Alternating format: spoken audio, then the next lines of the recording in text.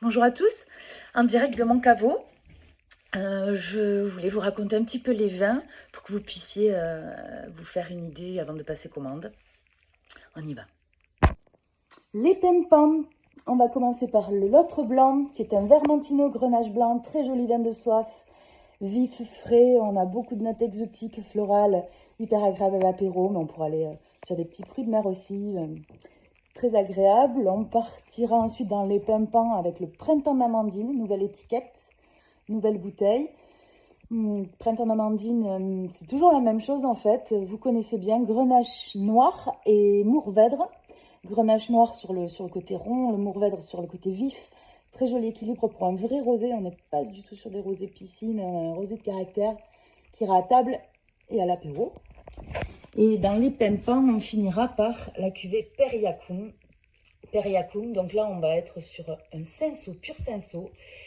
C'est une macération très courte, donc on va avoir un rouge très léger, très élégant, très fin, sans trop de tanin. Et on va être sur un côté très glouglou, pour reprendre un terme à la mode. Très glouglou, c'est-à-dire sur le fruit, voilà. Ensuite, on passe aux vins signature, donc des vins, le cœur de gamme, le cœur du savoir-faire ici.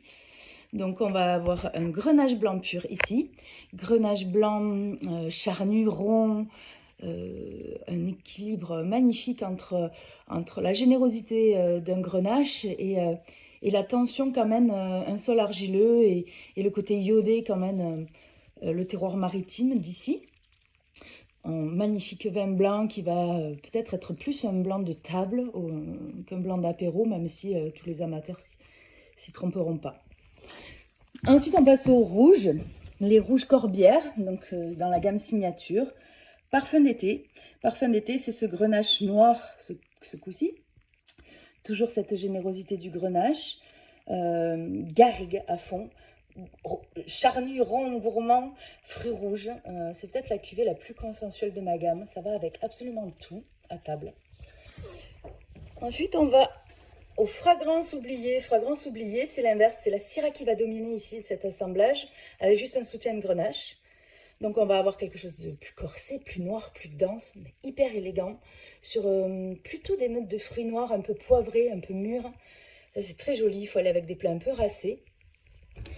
On finira la gamme signature avec le Qui m'aime me suive. Qui m'aime me suive, ce sont toutes nos vieilles vignes en Carignan Syrah Grenache, trilogie reine.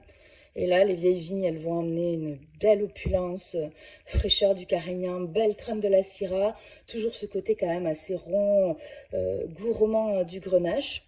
Ça, c'est un vin qui va, par exemple, aller sur des plats en cuisson longue, un agneau de 7 heures, des choses comme ça. Ça, c'est magnifique, un bon cassoulet.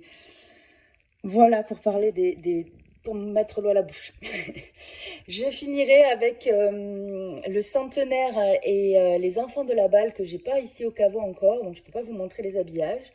Mais là, on est sur deux cuvées qu'on vient de mettre en bouteille qui sont assez rares. Donc le centenaire, ce sont des barriques de Carignan, pur Carignan d'une vigne centenaire.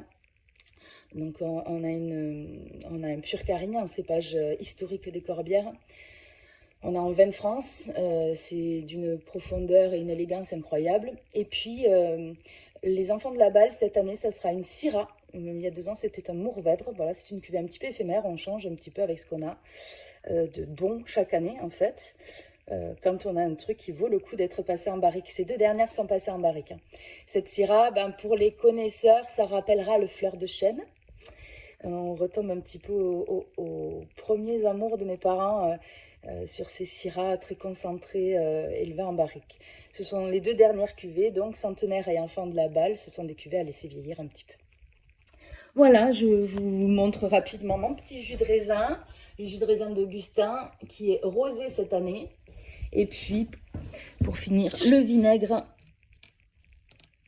maison, un superbe vinaigre si vous êtes amateur de joli goût dans vos accompagnements. Voilà, à bientôt!